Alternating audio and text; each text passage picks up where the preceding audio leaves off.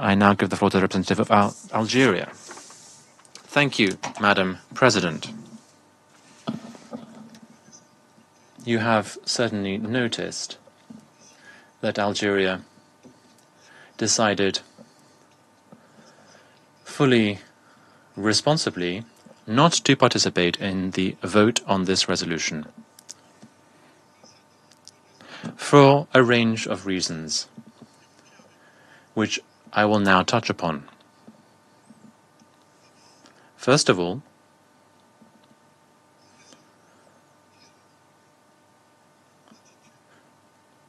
because of the attitude of the penholder. Over the last week,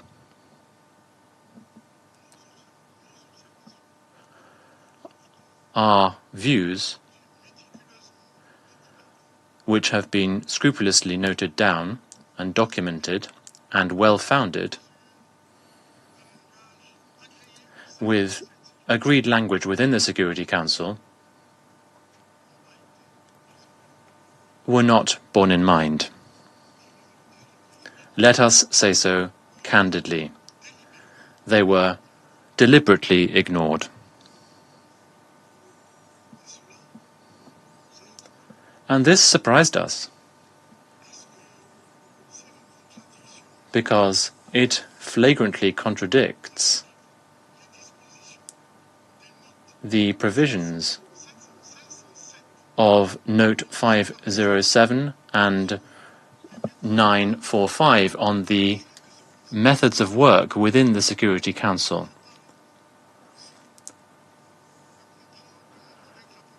And I am well aware that Japan is chairing the working group on the Council's methods of work, and he is aware of this, and that the penholder is obliged to pay due heed in a transparent way and equitably to the positions and views expressed by members of the Security Council.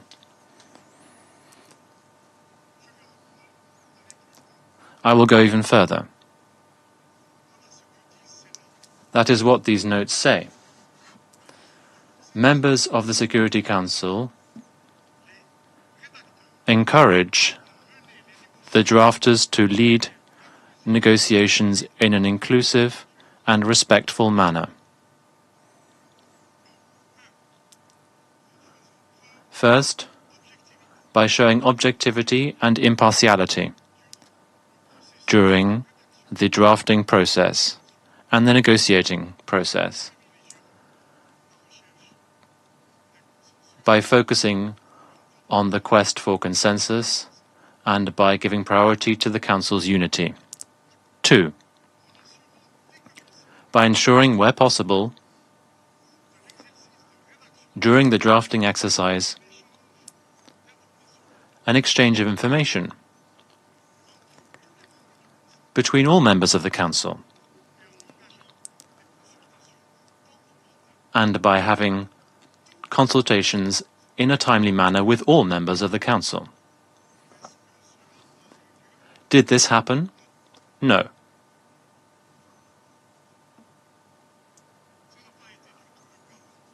That was not at all the case for the drafting process on this resolution. On the contrary,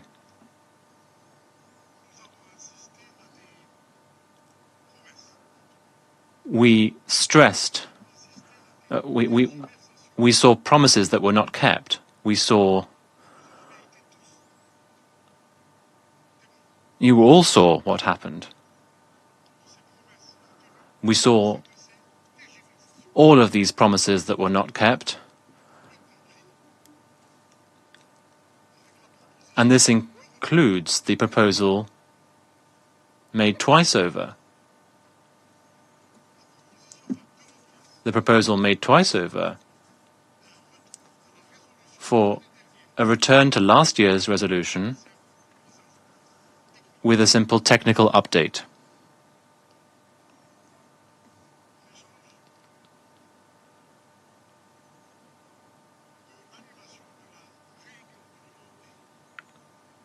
in exchange for the cancellation of the meeting of permanent representatives that I had convened to discuss the issue of the Western Sahara at an appropriate level. Yesterday, and I'm choosing my words carefully, with a representative of the penholder, we agreed on a text which was to be submitted to us 2 hours later.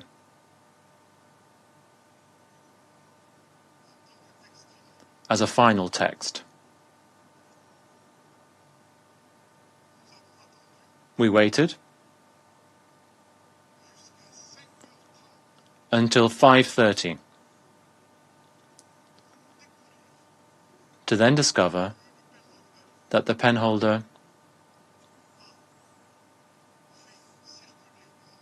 had circulated in blue a draft resolution which does not contain the elements that had been part of the agreement at all. If I tell you this, and I'm speaking carefully here, it is to challenge the way in which the penholder has gone about their mission, or rather has not done that, because the vote on this resolution changes nothing on the fundamental crux of the issue.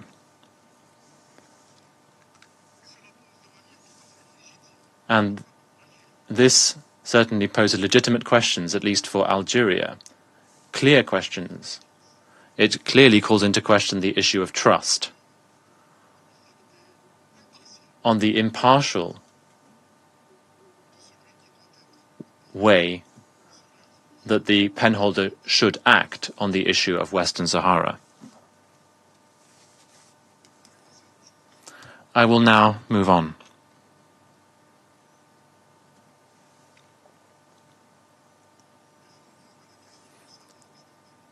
The critical elements of the question of Western Sahara, which is one of the oldest issues on the Security Council's agenda, and which has, let us recognize it, seen a change in the way that the Council has addressed it. And yet the Council does not ignore this issue and stresses time and again that the issue of Western Sahara is a matter of decolonization.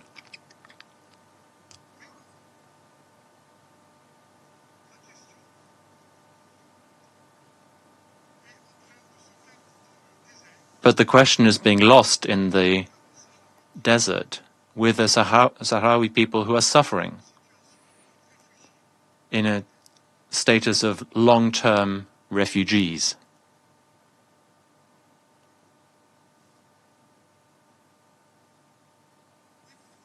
And yet, what we're talking about here is international law, international humanitarian law, which we swore we would implement, we swore we would apply. This international law is reaffirmed time and again by international legal bodies and regional bodies.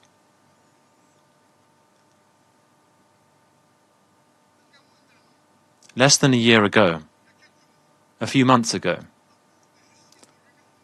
the European Union, the Court of Justice,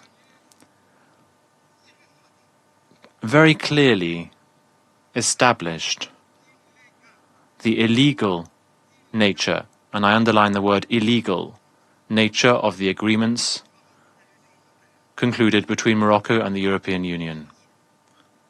It said that they violate the consent of the people of Western Sahara and their permanent sovereignty over their natural riches. All of this has been ignored by the resolution. Last week, here in New York, the chair of the International Court of Justice, the president of the International Court of Justice, stated, and I quote,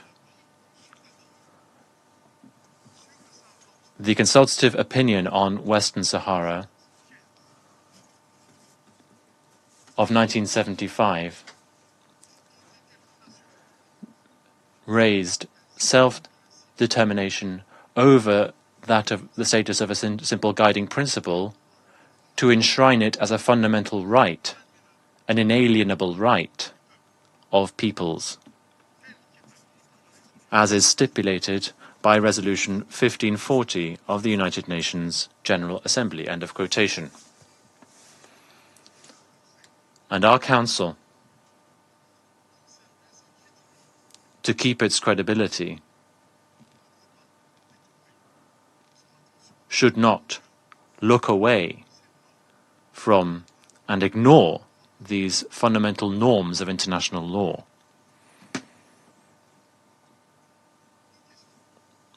Two questions, among others, in this resolution. We've spoken a lot about the round tables,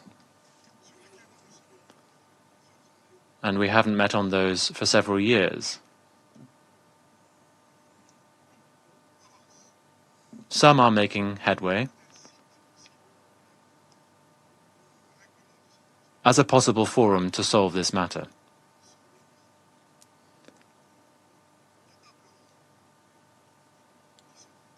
It's not the round tables that are being called into question.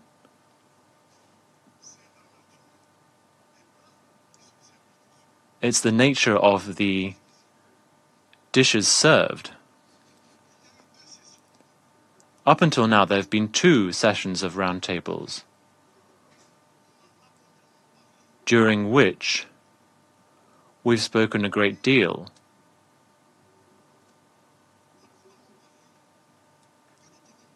about autonomy.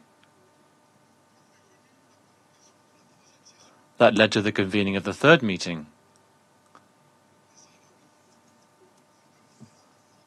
The Sahrawis wanted also to speak about the other options, as they are laid out in Resolution 690 of the Security Council. But no.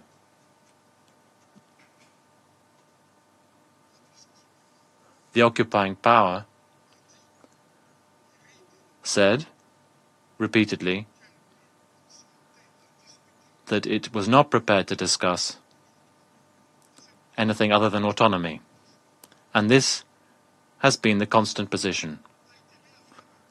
And this has been reaffirmed.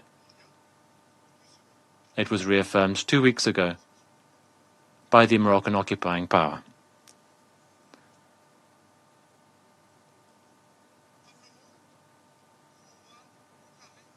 Whether the tables are round, oval or square, that's not the problem. The issue is the self-determination of the Sahrawi people. The problem is reaching a peaceful solution for this issue. A solution that bears in mind the inalienable rights of the Sahrawi people. Next. We've spoken about momentum. I would like to clarify Algeria's position on this, which is fully in line with international law. Fully in line with international law. The right to the self-determination of the people of Western Sahara only belongs to the Sahrawi people. This people has the right, with the support of the United Nations, to freely choose its future. And my country, I want you to listen here, my country will strive to speak out about all transactions pertaining to sovereignty in Western Sahara,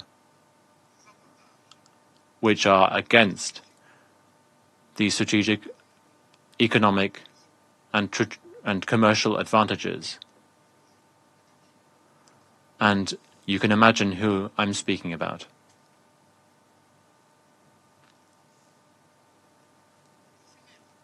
In conclusion, Madam, I would like to underscore that Algeria continues to trust the Special Envoy of the Secretary General, Mr. Staffan de Mistura.